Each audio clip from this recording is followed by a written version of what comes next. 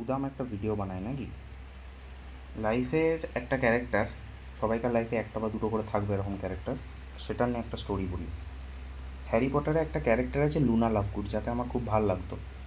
ক্যারেক্টারটা কিন্তু সবসময় সাইড লাইনে থাকবে। প্রথম হ্যারির সাথে এনকাউন্টারটা এইভাবে হবে, হগওয়ার্টসে যে ক্যারেজগুলো থাকতো, যেটা করে স্কুল পর্যন্ত যেত স্টেশন থেকে, সেটাকে থেস্ট্রস নামক একটা ম্যাজিক্যাল ক্রিচার ক্যারি করতো আর কি, টানতো।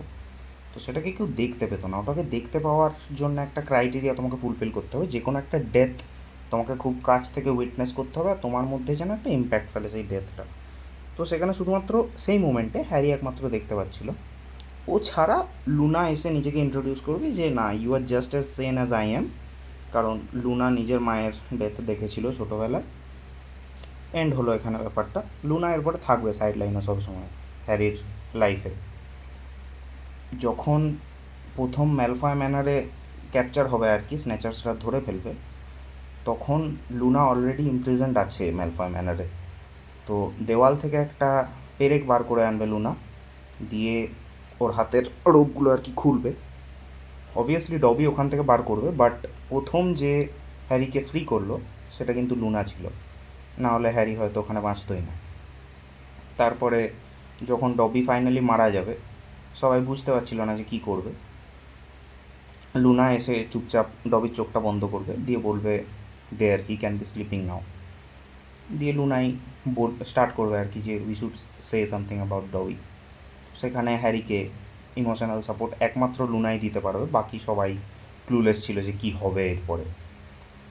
ফাইনালি ব্যাটল অফ হগওয়ার্টস যখন স্টার্ট হবে, ফাইনাল হোরক্রাক্স নয়, যেই হোরক্রাক্সটাকে কেউ ফিগার আউট করতে পারছিল না যে ওটা কোনটা হতে পারে, তখন লুনা হ্যারিকে আবার আইডিয়া দেবে যে ডায়াডেম অফ রেভেনক্লটা হতে পারে।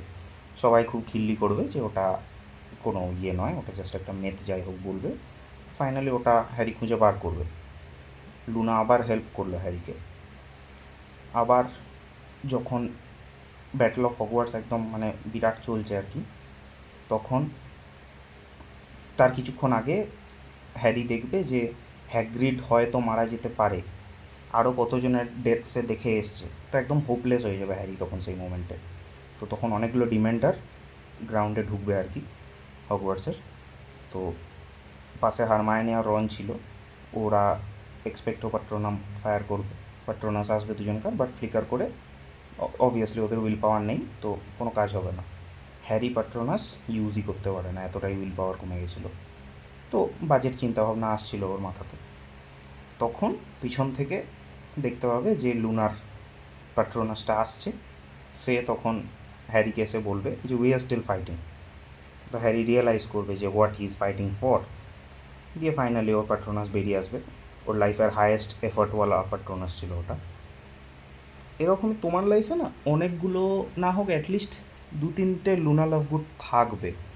ওই ক্যারেক্টারগুলো তোমার লাইফে কোনো দিন ওইভাবে ইনভলভ থাকবে না, but back of the line যেই রুমটায় তুমি নেই, বা যখন তোমার সবথেকে বেশি দরকার, সেই টাইমে কিন্তু বাঁকা চলে গেলো, সেই টাইমে কিন্তু ওরা ঠিক চলে আসবে তোমার কাছে। তো এটাই বলবো যে লুনা লাভগুডগুলোকে খুঁজে রাখবে, প্রচুর কাজে আসবে।